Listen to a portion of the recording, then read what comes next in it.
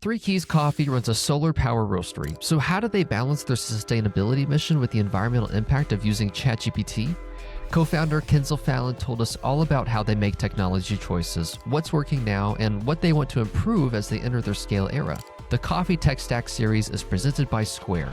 You can read the full breakdown of the Three Keys tech stack at freshcup.com. So here's what happened. One of the team members at Three Keys raised the concern that the energy usage of AI data centers might conflict with the Three Keys' sustainability values. Kenzel ran some numbers and found that their solar panels had generated 28 megawatts of solar energy over about 5 years, enough to offset about 93 million ChatGPT queries, if you take Sam Altman's calculations at his word. But she did see that image and video generation uses significantly more energy. The Three Keys brand is built all around human creativity, especially with music and art, so Kenzel formed a new policy. AI is for text only. Anything visual will remain fully human-made. In the roastery, the centerpiece tech is Cropster, which the team uses for roast profiling and green coffee inventory management. To get on the shelves of major grocery stores like Trader Joe's and Whole Foods, Three Keys had to become EDI compliant, which means they use a standardized format for invoices, purchase orders, and shipping. They use a tool called Crystal to manage that, and Kenzel says, "It might feel arcane to a lot of readers, but for any roaster that wants to get into grocery, it's a real requirement." Beyond the roastery, Three Keys has 2 cafe locations, an active e-commerce store, and was a finalist for Roast Magazine's Micro Roaster of the Year award 3 years in a row. The company is moving out of their scrappy startup phase and enter their scale era, and they kind of seem like they've got it all together. But Kenzel says otherwise.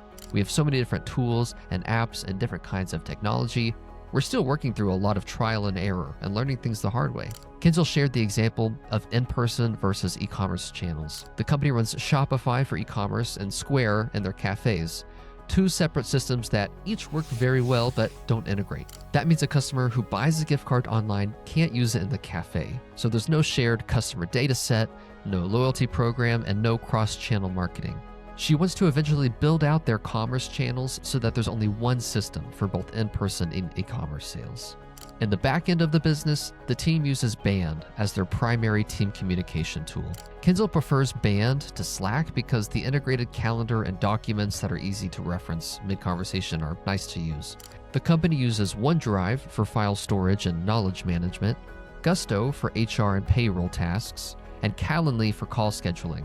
Excel spreadsheets power almost everything else. In fact, Three Keys has tried Asana, Monday, Trello, and other project management tools in the past, but they keep arriving back at their homegrown spreadsheets. Kenzel is a bit of a spreadsheet wizard and uses Excel for all kinds of financial and operational analysis as well, finding that most of the off-the-shelf tools aren't quite customizable enough for her needs. A lot of this is likely to change over the next couple of years as Three Keys enters its scale era, consolidates their tech stack, and unifies their data. And I appreciate that Kenzel acknowledged the process is hard and messy, but she ultimately accepts it for what it is, saying, "Even if we take a step back, we're still continuing to take 2 steps forward."